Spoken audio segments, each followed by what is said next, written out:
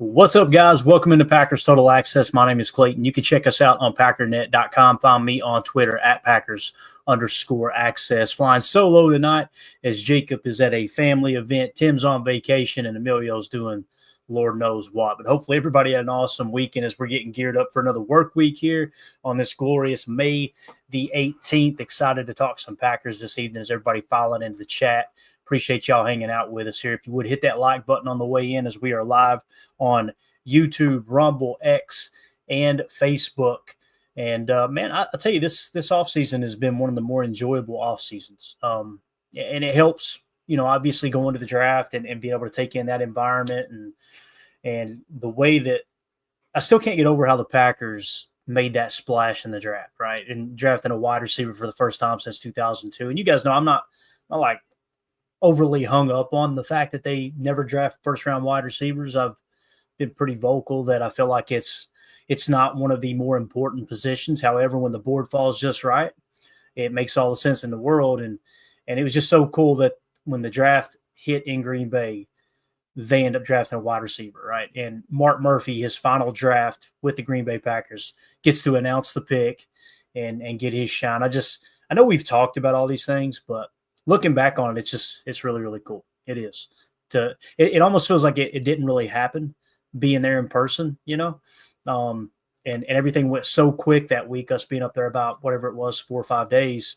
And then all of a sudden you look up and go, wow, that really did happen. It's just a really, really cool moment for sure. And again, see everybody filing in the chat. Thank y'all so much. Let's get into it. Let's probably have a little bit shorter episode tonight. You know how it is when you're flying solo, a little bit harder to kind of keep everything in check and focus on the chat. I wish I could do more. But AFM in the chat says Clay Matthews' opening was incredible. It really was, man. As a matter of fact, I think we still got the screen grab here if I believe I'm correct here. Let's see, where's it at? Surely we didn't delete it. If it got deleted, it was my fault. Man, oh man, did we delete that? Oh, I really dropped the ball there. I thought we still had. No, here it is. We got it. Bang. That's going to go down. That's one of the best screen grabs in history right there. So, yeah, really, really cool moment for the Packers. It's just, all right, the entire world's watching. Let's get the draft kicked off, and let's just troll the Bears real quick. So, love it. Completely agree there, fam. All right, man, let's do it. Let's dive into some receiver talk tonight, man. I'm excited about this. This was really cool seeing this come across social media earlier today. I think it was on Instagram is where it originated. I had several people send it to me. Green Bay Packers rookie wide receivers, Matthew Golden and Savion Williams, out and about on the town with their lady friends. Really cool to see them kind of already spending time together and building that chemistry. The reality is Goody drafted these guys in the first and the third round. He expects them to contribute right away. And obviously more so Matthew Golden than Savion right out of the gate. And I did get confirmation now. I feel really confident that it is Savion. We were calling him Savion. Didn't know if it was Savion. A lot of the announcers were calling him Savion. Ryan was calling him Savion. And he felt pretty convicted in him saying, I think that's right. But I heard Goody say Savion, and I'm like, okay, if the general manager calls him Savion, I'm going to call him Savion. And then all of a sudden, Matt LaFleur confirmed on the Chris Sims podcast, I think it was, that it is Savion. So there you go. Goody might have had a daddy soda or two when he called him Savion. Who knows, right? The draft was a long, grinding process. But nonetheless, man, really, really cool to see these guys already hitting it off and spending time together, that type of thing. Now, I put together an article over at our Patreon community. If you guys want to join that, just scan the QR code in the upper right or go to patreon.com/PackerFan Total Access. We're going to be giving away an autographed Dontavion Wicks jersey tonight for those who are already members of the $3 tier or higher. So we're going to be putting everybody's name on the wheel and spinning that sucker.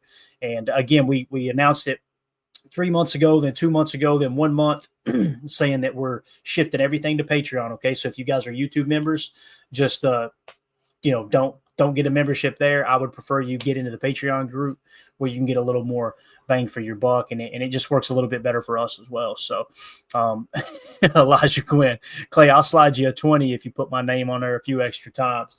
Oh man, we got an awesome, what am I trying to say? Promotion we're doing here with a really cool charity coming up. And that's with obviously My Autism Connection, also known as MAC. where we're giving away this autographed Dorsey Levens jersey, right? A home green Dorsey Levens jersey.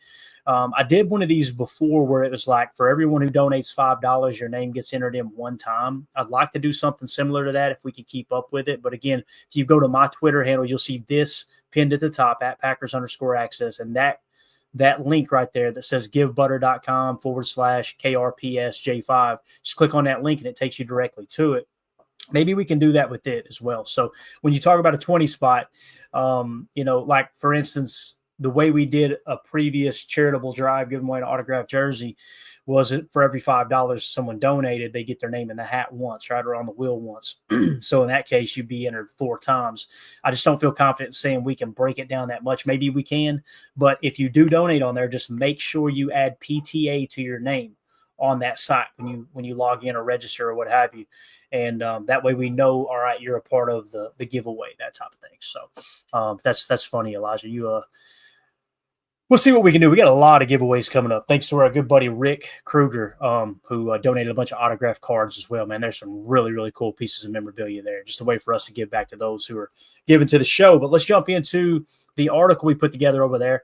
And, I got to thinking earlier today, and we're going to talk about Jayden Reed here in a minute, and how I feel like fans were way too hard on him last year. It was kind of embarrassing, I felt like, how much a minute amount of the Packer fan base, but enough to go, boy, you are embarrassing the hell out of us showing your ass the way you are. Like, you know what I mean? It's just like when your team loses or your team struggles, they kick and scream and they got to blame one player.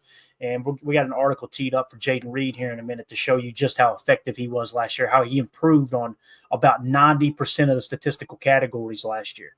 So we'll break that down. But I was thinking, what are some realistic expectations for Packers rookie wide receivers Matthew Golden and Savion Williams this year? I want you guys to throw in the chat, and I may not be able to hit them and pull them on screen, but I just want everybody to kind of log what they think will be a realistic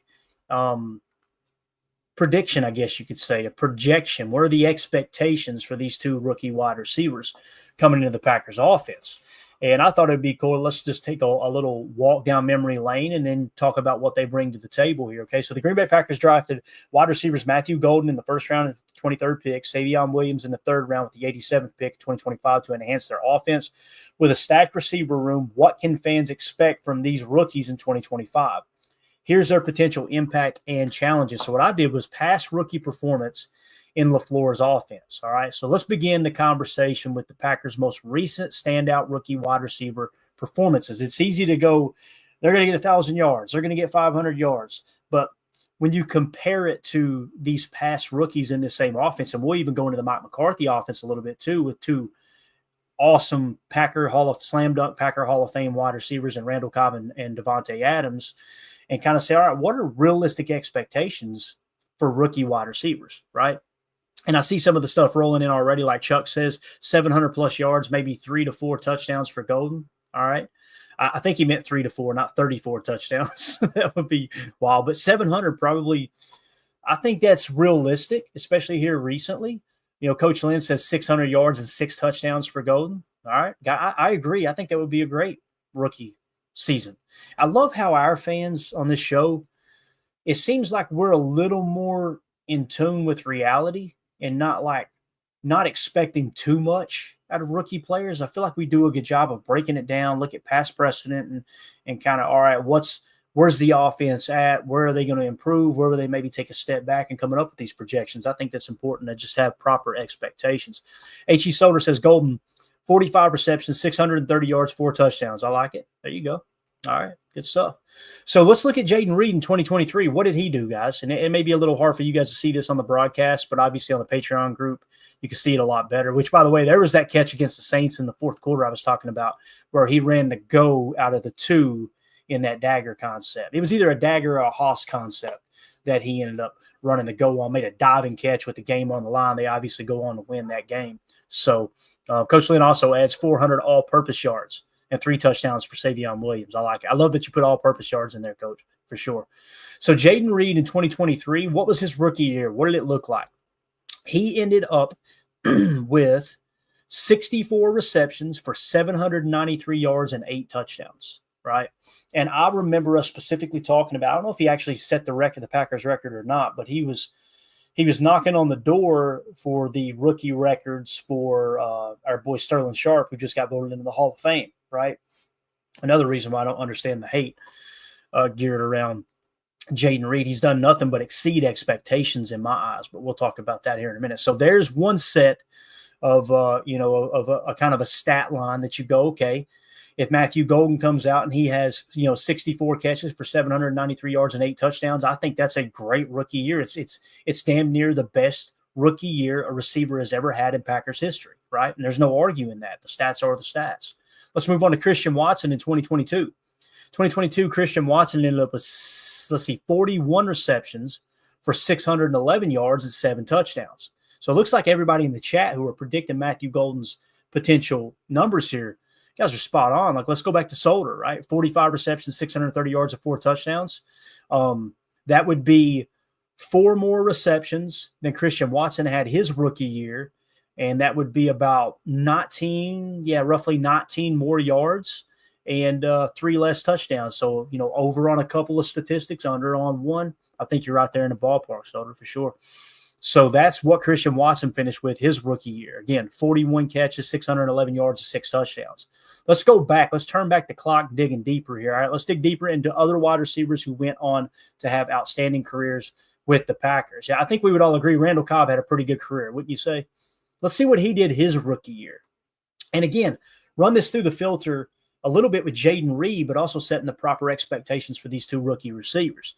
Randall Cobb, his rookie year, ended up with 25 receptions for 375 yards and 1 touchdown. Second round pick, right? Same as Jayden Reed, if I remember correctly. If Matthew Golden comes out and he sniffs, somewhere between 500 to 700 yards and finishes with, anywhere from 3 to 5 touchdowns, which I think he probably will if he stays healthy and Jordan's healthy, then you could say he's going to smoke Randall Cobb's rookie numbers, right? And I also understand, I want to say this too, that, when you look at someone like Randall Cobb in the receiver room he stepped into, it was a loaded receiver room, right? No doubt about it. Some would argue that when Davante Adams come into the league, it was somewhat loaded, right? So let's talk about Davante Adams. But again, Randall Cobb, his rookie year, only 25 catches, 375 yards, and 1 touchdown. All right. Davante, I love that shot right there at Davante too, breaking the tackle against the Titans in the Snow Bowl game there at Lambeau. So he was a rookie in 2014. Davante Adams' rookie numbers, 446 yards off of 38 receptions and only 3 touchdowns. And he went on to, I think we would all agree, he's probably a Hall of Famer. Maybe not a first ballot, but I think he ends up getting into the Hall of Fame. It's going to be close, right? One of the all-time great Green Bay Packer wide receivers. So again, here you've got Davante Adams with far less production than Jayden Reed had his rookie year, right? So just proper expectations. Now let's get into these 2 rookies here. Matthew Golden going up in Massena, Oklahoma Sooner here. You love to see it, right? So Matthew Golden, the speedy playmaker. Matthew Golden, 5'11", 191-pound Texas star, brings elite speed with the 4.29 40. His final college season, 58 catches, 987 yards, 9 touchdowns, show his big play ability. As the first-round receiver since 2002, he's eyed as a potential rookie leader in yards. All right, expectations. Golden should excel as a deep threat and catch and run weapon, especially with Christian Watson out until November with the ACL. Matt LaFleur will use him on slants and screens as well.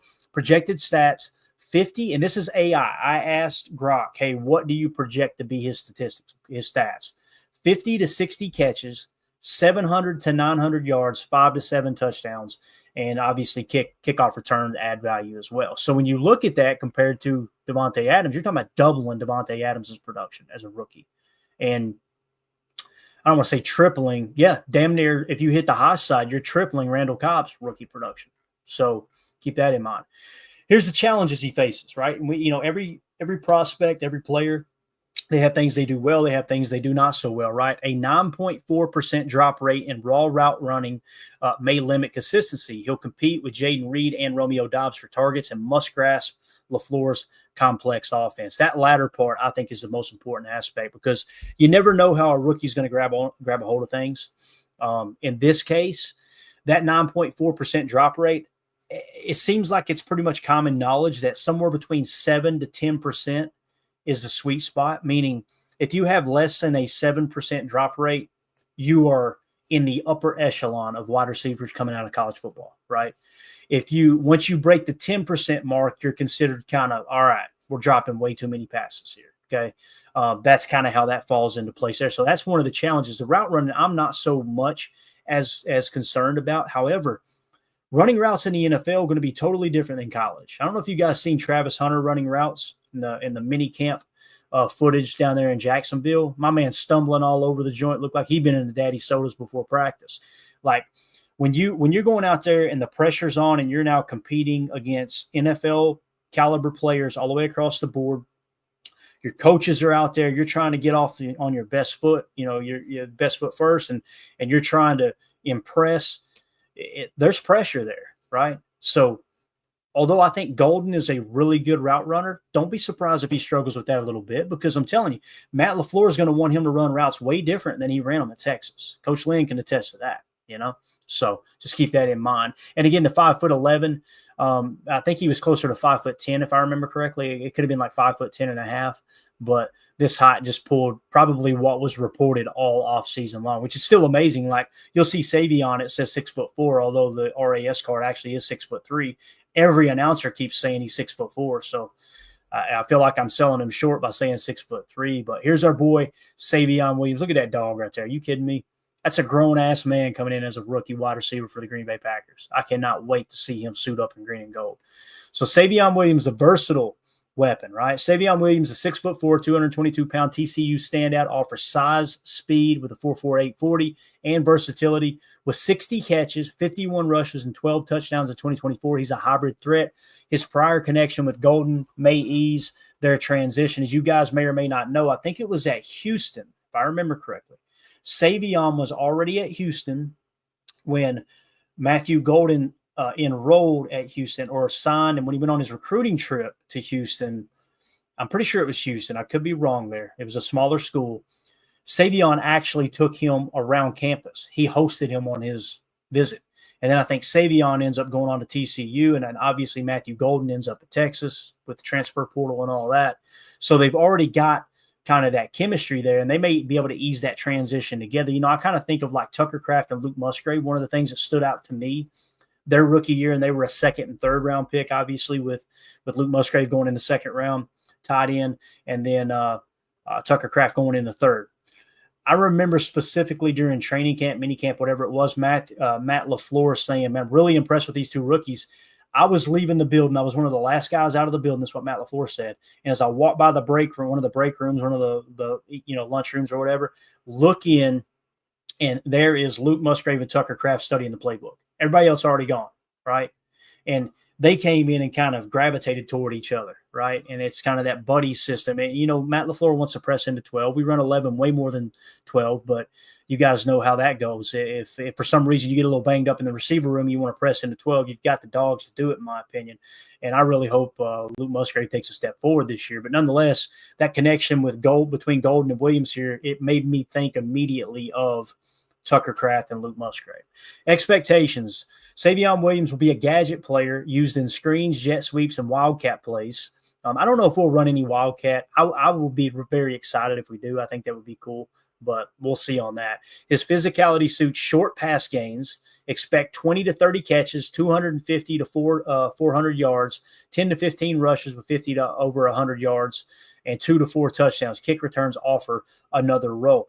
Guys, if he hits the high side of that 400, then he pretty much matches Devontae Adams' rookie year, right? So, again, just putting things into perspective. And I think personally that Savion is going to be split out wide way more often than people think.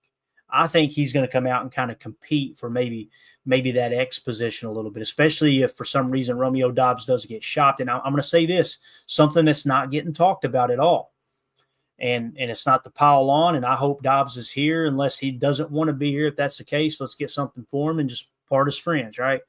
But to the best of my knowledge, there has been no proof of Romeo Doubs being at the off-season activities so far. Now, we got some more stuff coming up here. I think it's May 28th, and then you got mandatory minicamp in June.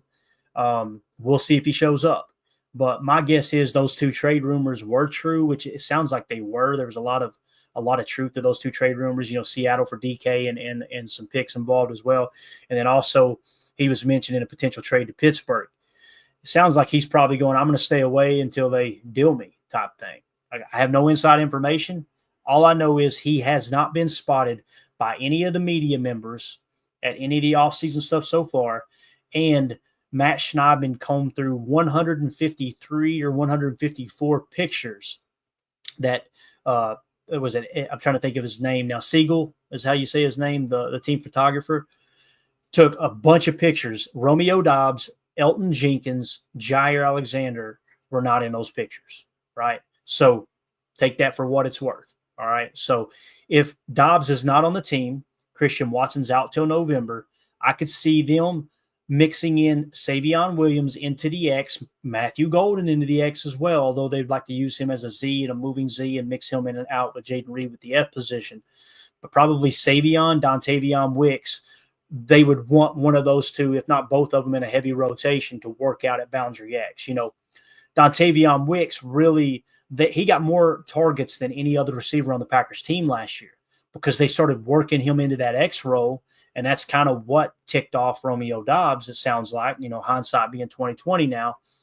And also Romeo, the concussions and being suspended for a game as well, that funneled some targets to Dontavion Wicks as well. So to me, it felt like last year when Dobby was not on the field, Dontavion Wicks was your X, and Bo Melton became your backup F. Okay, and it kind of felt like they put Malik Heath on the outside a little bit more, and they rotated some other guys in and out. And we've seen Jayden Reed line up at Z several times, and I know some people still like to pretend like that wasn't a thing, but nonetheless, I think Savion could compete for X. I really, really do. All right. Next challenges. A 10.4% drop rate in unpolished routes limit his early role. He'll vie for snaps against Reed, Doubs, and Mecole Hardman while learning the playbook. That's the other thing. It kind of feels like Mecole Hardman, he's going to make the roster, especially if we carry 6.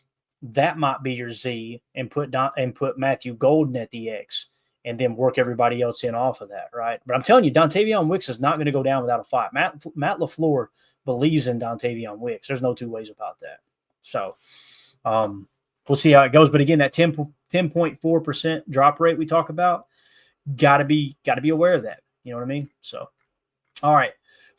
Fitting into the offense with Watson's sideline, Reed's 857-yard 2024, and Dobbs' uncertainty, there's opportunity. LaFleur's creative offense suits their skills, but they must earn snaps per Brian Gutekunst. All right, big picture. Golden could near wide receiver 1 status, while Williams may shine in a specialized role. Playing with Jordan Love and LaFleur helps, but growing pains are likely. Their bond sets up growth in 2025 is what it should have said. Well, obviously carrying over into the 2026 calendar as the season ends in January. So there you go. There's just a little breakdown on the rookie wide receivers and creating proper expectations for them. All right, so let's move it along now to Jayden Reed. We kind of talked about him quite a bit already, but I put this article out there, and I think it's important to really put things into perspective, and it got really good response on X, to be honest with you. There were some knuckleheads that he had a bad second half of the season. He was horrible the second half of the season. Guys, the last 9 games of the season, he only averaged 2.5 targets per game. What do you expect the guy to get? Like, seriously. What? And you can look at that and go, why blame Matt LaFleur? Or I blame Jayden Reed for not getting open. Or I blame Jayden Reed for drops and Jordan decided not to go to. Or I blame the injuries that Jayden Reed suffered, whether it was the shoulder or the ankle, right? There's a lot of factors that come into that. The tape suggests teams really started to shade on the break side of the climb routes he were running. That's kind of his money play, right? So if you're not willing to deviate away from that, then guess what? Let them take 2 players out of the play to kind of shadow and shade and bracket Jayden Reed a little bit. And what does that equal? You go into Dontavion Wicks, where Dontavion Wicks had a whole bunch of drops. To me, that's why his targets went way down. A combination of injuries, game planning and scheming, right? Other teams scheming to try to stop him first and foremost. And also Matt LaFleur believing in Dontavion Wicks and wanting to get him involved because there's hardly any other receiver in the league that can get open as good as Dontavion Wicks. He's an excellent route runner. Just gotta finish the catch, right? So, all right. So I just labeled this Jayden Reed misinformation. I said, coming through social media last year, you would think that Jayden Reed took a huge step back in his second NFL season, but it couldn't be further from the truth. All right. Here's what I wanted to point out. First of all, shout out to the 33rd team for posting this on X. This is the highest passer rating when targeted in 2024. All of last season, wide receivers, tight ends, and running backs, to the best of my knowledge, definitely wide receivers and tight ends. When they were targeted, these are the passer rating when targeted, and they filtered out all the noise and said you had to have a minimum of 60 targets, okay? Mark Andrews at the top of the list at 140.9, second in the entire NFL amongst wide receivers and tight ends. Guys, you got to understand that the majority of teams run 11 personnel, right? The most of the time. Even the teams that run a lot of 21, they still run more 11 than 21. Okay. So if you're running 11 personnel, that means 3 wide receivers and 1 tight end on the field. Okay. So if you take every single team across the league and you go, okay, there's 4 players, there's 4 pass catching targets, forget the running backs right now, on each team, and you multiply that by the 32 teams, you're talking about a crap ton of players, well over, what would that be, like 160, 150, 160 players that are all getting significant looks on the field. And he's number 2 out of that group at 137.5. I mean, and what's really cool is look at number 5, Tucker Kraft at 131.1. So Jayden Reed was second in the league. Tucker Kraft was 5th in the league.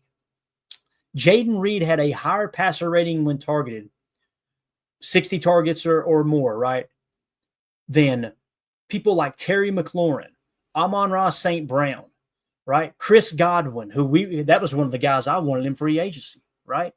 I'm telling you, man, this whole talk that Jayden Reed just, oh, boy, he had a really bad year, it's absolute B. Could he have played better? Absolutely. Everybody could have played better. I mean, that goes without saying.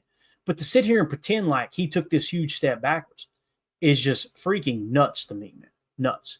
H.E. Soder, Reed was on the field for like 60% of the offensive snaps. Matt LaFleur has got to explain that. And I think what it was, Soder, he did say it during the last third or last quarter of the year. He was like, yeah, we're trying to limit the hits he's taking because he was so banged up. That's what I think it was personally. He had some drop problems. Don't get me wrong. He was not perfect. But even with the drop issues and the lack of targets because he was banged up, look at this where he ranked. Now, people are going, well, that's just passer rating when targeted, Clayton. I could care less. All right, let's dive into some more statistics here. Probably going to be hard for you guys to see this, so I'll try to be as vocal as I can here so you know what it said. Matter of fact, let me just do this. That might probably don't help much. Yeah, we'll just go back to it. Let's just go back to the original here, I believe. All right, so here's what you got. In 2024, what I want you to key in on is the 2023 and 2024. And I'm going to read the stats here kind of. I'm going to go hand in hand with them, okay? In 2023, Jayden Reed's rookie year, he had 94 targets with 64 receptions and 793 yards with 8 touchdowns. Last year, he was targeted only 75 times. So he was targeted, 11 fewer times, if I remember correctly, if the math is right there. And he got 55 receptions. He finished with roughly 64 more yards, if my math's correct, than he did in 2023 on 11 less targets. So when you look at the yards, even better than he was in 2023 on fewer targets. The only thing that really dipped were the touchdowns. He went from 8 touchdowns to 6 touchdowns, okay? Look at the yards per reception. In 2023, he averaged 12.4 yards per reception. In 2024, he jumped all the way to 15.6. So you're talking about 3.6 yards more per reception in 2024. Everybody talks about the drop issue, right? In 2023, his catch percentage was 68.1%. In 2024, in the big drop year, it actually increased to 73.3%. So it depends on where you're getting your drop information from. And I'm not going to name him, but there's this one dude on Twitter that covers the Packers, and he loves to just pretend like the only reason Jordan Love had a down year was because the receivers were absolutely horrible. And it's amazing how his drop percentage that he has, his drop rate in which he has for these players, these receivers on the Packers, is far different than NFL Pro, which, by the way, you can go to NFL Pro, and you see how this is highlighted in yellow. We can go to every single target. If we were to click on that 75 right there, it's going to pull up in the order in which the season unfolded, every single target that Jayden Reed had. So they're saying, here's the targets, here's the drop percentage. And they'll show you, it's just like with the pressures. You know, like PFF, we got these nameless, faceless people behind the scenes that we never evaluate the evaluator. We never grade the grader, right? And we don't know, like they'll have a different pressure rate than everybody else. What I love about NFL Pro, you can go to the pressures, click on it, and the tape is right there. There's the box cam, bang, here's all the pressures. And you can decide. And I'm telling you, every time I've done it, it's always shaken out. So again, that's why I like NFL Pro over some of these other websites who are very, very secretive about how they're coming up with their numbers. And you guys know I'm a big PFF fan. I use it all the time. I think it's very, very useful tool. All right, let's move it along here. Catch percentage, again, we talked about him increasing to 73.3%. Now let's go to catch rate over expected. All right. Catch rate over expected in 2023 was 1.0% positive, plus 1.0%. Last year, it increased to positive 1.2%. So he got better there. Look at the receiving EPA. In 2023, it was 26.2 positive. In 2024, it jumps all the way to 37.7. Guys, that's receiving EPA on far fewer targets. So far you're seeing like 90% of the stats have gotten better from 23 to 24. Look at the yak yardage. In 2023, Jayden Reed had 359 yak yards. In 2024, he jumped all the way to 415, improved on that. Look at the yak over expected. I think that's a plus 18 in 2023. He went all the way from a plus 18 to a plus 59 in 2024 in yak over expected. Look at the average targets now. He went from 10 down to 8.2. So what happened this year? Why didn't he reach that 8 touchdown mark? Maybe why didn't he get more receptions? Yes, he had drops issue, although catch percentage is up. So you can go to every one of those targets and determine, all right, on that target, that was a catch, that was a catch, that was a catch. Okay, that was a drop. And you can do the math yourself with your calculator and figure up if that 73.3% is accurate. Look at the average separation. Here's the other thing. Yards of separation at 3.4 on average in 2023, right? In 2024, his average separation went up to 4.0. So he got even better in 2024 at creating separation. I'm not going to go through every statistic here. Like you can go to the player splits, the air yards, all that stuff, and dive into yourself over at NFL Pro. Just want to point out, do you guys see where I'm coming from, or am I losing my damn mind? When I hear people talk like Jayden Reed, he's a bum, he took a huge step back, and I'm looking at this going, what numbers are you looking at? What are we talking about? And the only thing I can come up with is it's that small, very, very, very minute, small portion of the fan base that when they're watching a game and things don't go their way, they start kicking and screaming like a 6-year-old in the cereal aisle. You know, it's just like, oh, somebody's got to be to blame. You got to fire him. You need to cut him. Get him out of there. He's a bum. It's wild to me. Absolutely wild. So yeah, there is kind of how everything. Now let's go to the advanced metrics here. Okay. And I think we hit on most of them. There might be a couple here. Let's see your average separation. We hit all that. Deep percentage, I think is what that is, right? Is that deep percentage? Yeah. I think that's what that says, deep percentage. So that might be deep shot plays, right? Of 20 yards or more, I would imagine. That did take a dip. He went from 20.2% down to 18.7%. And I don't know what the TW is. I don't have it added up to get the I wonder if that's total win percentage, maybe like considered a win on the play. That could be the case. I don't want to misspeak there, but it looks like that dipped as well in the advanced metrics. But again, you guys have access to all this over at Patreon. Just go check it out, this whole article here. And again, this is to move it along here. It says it still confuses me how many fans think Jayden Reed had a bad year in 2024. He had more yards in 24 on 19 less targets than 23. His catch percentage increased from 68.1 to 73.3. He averaged 3.2 yards more per reception. His catch rate over expected increased by 0.2%.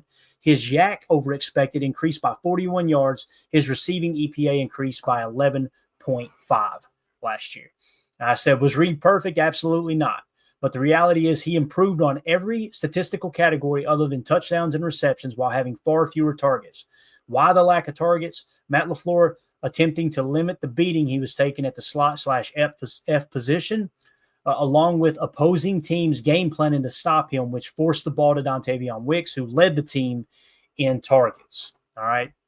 And here's the other thing I pointed out, too. I said the big argument that Reed doubters lean on is he, quote, disappeared in the second half of the season.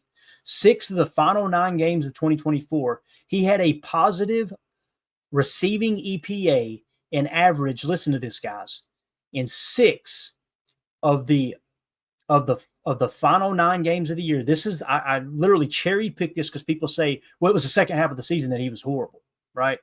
6 of the final 9 games of 2024, he had a positive receiving EPA. And then 3 of those 9 games, he averaged over 20 yards per reception in 3 of the final 9 games.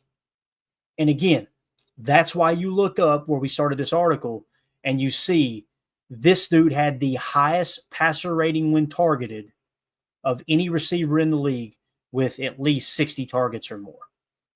All while only averaging 2.5 targets per game in those final 9 games of the season. So positive EPA and 20 yards per reception in 3 of those 9 games. And he only got targeted an average of 2.5 times, on average in that 9-game span. That makes sense. So want to get your all's take. Throw it in the chat and obviously comment if you're watching this show later, not watching with us live. Make sure to leave your opinion there. Again, I'm not saying Jayden Reed is Jerry Rice. I'm not saying he's someone that's a top 3 wide receiver in the league. I'm not saying that. What I am saying, though, is he improved off his rookie year where everybody was just raving over him. I mean, he literally 90% of the stats, he got better. And this is with his quarterback playing injured all year, right? I mean, it's just – and this is also with Christian Watson getting banged up in and out of the lineup, that type of thing. And when you don't have that deep threat over the top, guess what? These defenses can now clamp down on Jayden Reed, on those digs, on those shallows, on those climb routes, right? On the curls when they run the wrap concept, all those things. Defenses can slam down on that because they don't have to worry about Christian Watson taking the top off. Well, guess what? We got a young man by the name of Matthew Golden with a 4.29 40 coming in this year who's going to be able to take that top off at X or Z. And watch, if I'm not saying Golden's going to be a home run. Listen, Golden and Savion could both be busts, right? And if they're busts, it doesn't mean Goody's horrible at drafting. That happens every single year in the league, right? However, if Golden is a hit and he hits that 600 to 800 mark like Jayden Reed did his rookie year, it's going to mean that he's taking the top off the defense, and you watch Jayden Reed all of a sudden turn into Jackson Smith-Njigba with those type of numbers, and he's going to crack 1,000 yards if he stays healthy.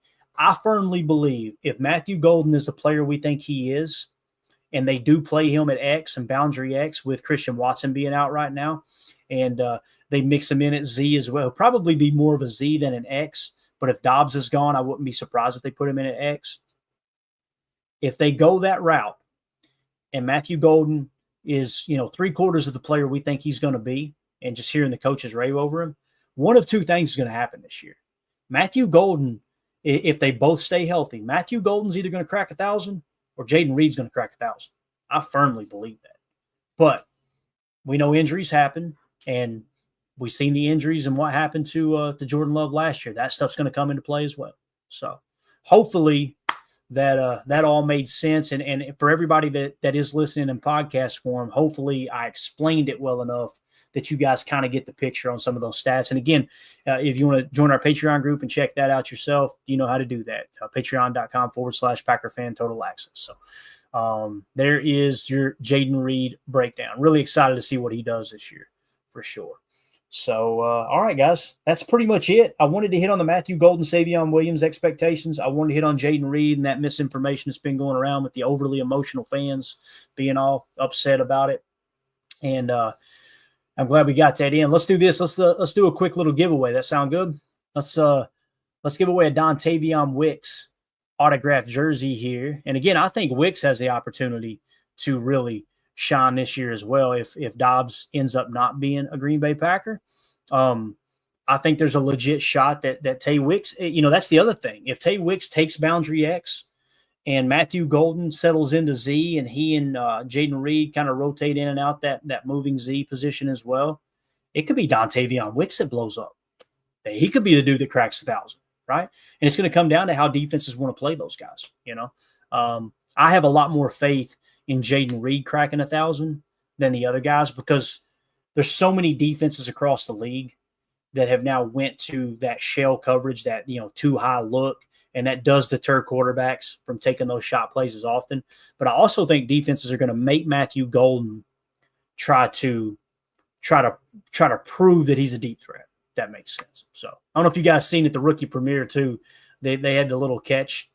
What's it called? I don't even know what they call it, but they get in this like half circle and they got these little sticks, these little colored sticks that drop, and you don't know which one's going to drop, and the receivers have to grab them. It's like a reaction, but also a hands drill.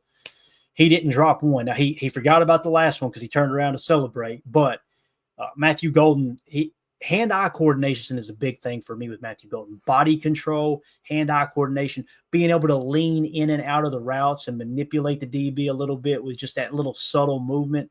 He's got excellent body control on tape, and he's got, I feel like, really good hands. I really do, even though he did have that 9% whatever drop rate. When you watch him, he's got strong hands. He attacks the football as opposed to letting it come to him. So anyway, let's get into the Dontavion Wicks giveaway here. All right, somebody in the chat, give me a number between 1 and 10. Let's shuffle this thing up. We got 118 entries. Again, if you guys, if you're not a member of the Patreon group and you want to get in on the next giveaway, we're going to be giving away an autographed rookie card. We'll pull one from the stack here. We got all kinds of good ones, LVNs. We got Javon Bullers. We got all kinds of stuff in there. Just make sure you're a member of at least a $3 tier on Patreon, and that's just a way that you can win some cool prizes here while supporting the show as well. All right, looks like the first number that came in was Solder at 3. We had 2 old for this at 9. So let's combine those two. All right, let's call it 12. We're going to shuffle this thing 12 times here. You ready? Here we go. 1, 2, 3, 4, 5, 6, 7, 8, 9, 10, 11, 12. Let's spin this sucker and let's give away an autographed Dontavion Wicks jersey. All right. The first place winner of that jersey, Dontavion Wicks jersey is Jabin Tebow. Jabin Tebow. I always think of Tim Tebow when I see that name in the Patreon group. All right, so that's the first place winner. We're going to spin it 2 more times in case Jabin is in the clink or we don't know where he's at, okay? So if Jabin doesn't come forward and collect that jersey, the second place winner is Clint Cosgrove is the second place winner. Clint Cosgrove. And then if he doesn't come forward, we'll have a third place winner just in case. And we have given quite a bit of items to the third place winner because people didn't come forward, right? Here we go. Is QU_21. All right. QU_21. Look at this cheapskate. He said, y'all giving something away? I'll jump in here real quick. What's up, Jacob? I just had to see who's winning. Who's winning here?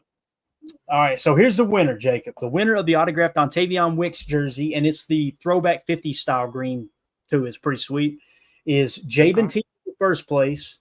Second place is Clint Cosgrove, and then the third place is QU_21. So if you guys heard me read your name there, one of you, all 3 of you reach out in case, the first and second place doesn't come forward. You're all on Patreon. So this is another reason why we want to ship everything to Patreon, because it's easy to get a hold of the winners there as well. shoot me a DM in there. I'll try to shoot you guys a DM when I get some time later too. But as soon as you hear this, whether you're listening later on podcasts or you're, watching later or whatever, just shoot me a DM. And what we'll do is figure out where we need to mail that jersey to. Okay. Again, first place, Jabin Tebow, second place, Clint Cosgrove, third place, QU_21. So there you go. Jabin Tebow was the winner. I don't know. Clint won is what Chris is saying here. What are we talking about, Clint? What are we talking about? Coach Lynn says it's rigged. Did you see how close it was to Coach Lynn's name? Let me put it back up here. Look right here. I don't know if you can see my cursor or not, but probably can't. Look 2 names below the needle there. Yeah. All right. There it is. So close, sir. So All right. Anyway.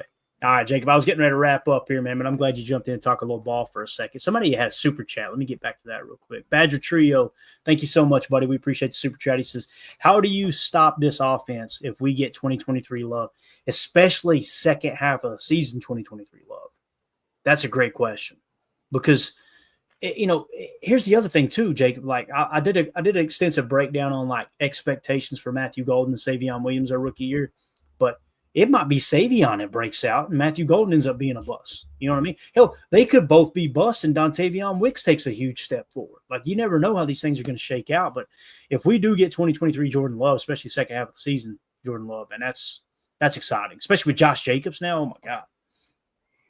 Yeah. And that's the thing is that if we have a running game, which obviously we do with Josh Jacobs, it unlocks a lot of the hidden talents that maybe we should have that we're not used to. I mean, like you said, we have 2 draft picks, Michael, the golden guy, the 4.29, really like that's incredible speed. So, and with Savion, we don't know exactly what kind of weapon we have with him. And it's just fun to see. And, I had to jump on because I was reading the chat driving home, and it's just you guys are too funny not to jump on. So it's just it's a blessing to have you guys. I'm just saying, like it's awesome, dude. This chat is so great, and just when I was coming home, it's weird listening to the podcast when you're like, I want to jump on, and listening to Clayton have to go solo because Emilio doesn't like to work on the weekends. You know how he is, and it just is what it is. But anyways, it's just a blessing to have you guys. And it is, man. It's really cool, man. I'm just happy. It's May 18th, guys. And we're right. We're all just dialed in. We're ready to go. Right. Yeah. Like we're ready to go. It's so true, man. And it's funny too, that little shot at Emilio. He's hearing this on the mower on Monday afternoon right now going, that son of a gun. He does it to me every time I'm not here. No, but with the chat, I want to say this too. I watch a lot of live streams on YouTube, a lot of Packer live streams. There's some guys that they'll have 300 people in the YouTube and there'll only be like 5 or 6 people commenting. And you come into our chat and like right now in the YouTube, we only got 74 in here on YouTube. We got like 112 on X. I think we got 30 or 40 on Rumble. But we got like, you look at the chat, everybody is engaged. And I don't think it's a testament to us. I think it's a testament to kind of the culture we've created here on the show because it's like, hey, let's all get in here and talk ball. It's not going to be something where the host ignores you in the chat. I wish we could hit every chat, but obviously it's hard to do all that. And we will always honor those super chats because we appreciate everybody that's, taking their hard-earned money and supporting the show. But I'm with you, Jacob. It's a special group, man. It is. It never ceases to amaze me. I was talking to Mandy the other day, and she was like, "I'm proud of you," and I appreciate that, because what we created here. But I was like, look at the people that we've met. Like this box of autographed cards, people showing up with cannolis at the Airbnb in Green Bay. Like it's just it's a special type of weirdos, right? Like it really is, honestly. And that's the best compliment I can give you guys because it takes a certain type of people that understand that, like, when people talk about like what are the Packers, the Green Bay Packers organization, it's like it's more than just games and all that kind of stuff. It's family, it's friendships, it's relationships, it's much more deep than just a game, and it's awesome, man. And honestly, when I watch the chat, you guys, I usually, geez, my cat's running around like a terrorist. When Osama bin Garfield back there. Exactly. Yeah. Usually, like we all have our like Tim's great on the drops. Like he's really great. Like not having Tim is just kind of weird because Emilio tries to do it and it's not as great. Emilio's not the best, but he's. Are you saying Emilio is the dollar store version of Tim? Is that what you're saying here? Basically, with the drops. I mean, honestly, anyone is. Tim's got the drops, man. He's so good. He's got it down, man. But Tim got a little background in radio and stuff. Yeah, he does. He got that voice. Yeah. His voice is perfect for the radio, man. Exactly. So Exactly. I've got a face for radio and I got a voice for the trash can. You know what I'm saying? And so my little part of the show is that I have to watch the chat, and just so you guys know, stop. I see all your guys' chats. I love it to death, but you guys can't keep me straight. You guys wonder why I laugh all the time. Clayton, I feel bad because Clayton's like, here we go. We're doing like a serious segment, and I'm sitting over there going, like, I hear it every Chris time. and Chuck and Eric. I'm in the middle of a deep dive, and I look down, and Jacob's cracking on. I'm just like, I can't do this. I can't do it, man. It's hard. Anyway. Daryl's in the house. What up, Daryl? All right, so a couple of chats here I marked, and we'll get out of here. Two over this says, Jair Alexander will be the Bears' leading receiver. I love it. That's the other thing, too. If Ja does end up being a Packer, I think you're going to get the best version of Jair. I really do. I don't think it's going to be something where he just kind of mails it in. Not that he ever has, but I think it's going to be something where he's like, all right, I'm going to show everybody they want me here type thing. And also, if they do restructure the contract and just make it a 1-year deal where he could test free agency next year, there's some rumors that might be the answer to both sides. If that happens, Jacob, he's going to be wanting to have the best season he's ever had to get the big payday next year, You know what? I've all of a sudden turned that, like, I really want Ja back. I really do. I think that, like, I look at this schedule, dude, and I'm just sitting there like, we need a guy that wants to. And I started watching highlights and him just being talky, like I want that. I need that in the back, in the cornerback room. And if we have him and a guy like Valentine, I really do think that if those guys come up and they show up, like, man, we could have a really great defense, really great defense. Holmes in the chat says Marshawn Lloyd is going to cook this year. Book it. That's the other thing. Like, it's like we're getting another 3rd-round pick this year because we didn't even get to see him last year, right? Yep. And Dave went on to say it too. And a healthy Marshawn Lloyd. There you go. Yeah. So I'm excited about it, man. It's going to be a fun year for sure. So, all right, guys, I'm going to get out of here. Jacob, appreciate you jumping on for a second, man. Tomorrow we're going to hit a little schedule stuff. We'll also do probably get to the Baron Sorrell. Started to do it tonight, but I'm like, you know what? I'll wait on Jacob. Then you end up hopping on. So I've just already got everything geared up to wrap up. So we'll come up with some more good topics tomorrow. There's some stuff I want to do with Jordan Love and a couple other things I want to dive into, like Tucker Kraft. Just like the Jaden Reed article, when you dig into Tucker Kraft's numbers and say, okay, if he had gotten X amount of targets, if they had targeted him the same amount as the other tight ends, he'd have an historical year for sure. So what's that cat's name again? Binks. Bink? Looks Binks. Like Binks. Binks. Sorry. Get it right. Jeez, P. Come on, man. Amelia would hit you for that. All right, we're out of here, guys. Again, Jabin Tebow, Clint Cosgrove, and QU_21. Shoot me a DM over at Patreon. Appreciate everybody hanging out with us. Again, also, one last plug on this. Don't forget, we got this going on, okay? If you guys want to donate to a good cause and give yourself a chance to win an autographed jersey by Dorsey Levens, obviously Super Bowl winner from the 90s there, great running back for the Packers in the Holmgren era. You'll see that link attached to my Twitter handle at Packers_access. It'll be right at the top. It's givebutter.com/KRPSJ5. Anybody who donates there is going to be entered onto the wheel for this autographed Dorsey Levens jersey coming up in early July. We're going to give that away. So it's going to run all through the rest of May, June, and then we'll do the giveaway in July. I may even sweeten the pot a little bit too. I just don't want to overpromise. I want to underpromise, overdeliver. You know what I'm saying? So again, check that out. And that is for My Autism Connection, building hope, community, and independence for autistic adults. Make sure you go check out that charity. They may be some places located near you that you can donate time. Some people say I ain't got no money to donate. I completely understand. I've been broke as a joke throughout my life. If you ain't got money, you can donate time. If you ain't got time, you can donate money. It's typically how it goes, right? So let's just go out there and try to make this crazy world a little bit better place than we found it. So, all right, Jake, appreciate you, buddy. We'll talk to you tomorrow, man, 7 p.m. Central. Let's go. All right, as always, let's go out. Yeah, let's go out and be the change we want to see in the world. Go Pack, go. And we go. Bye, guys.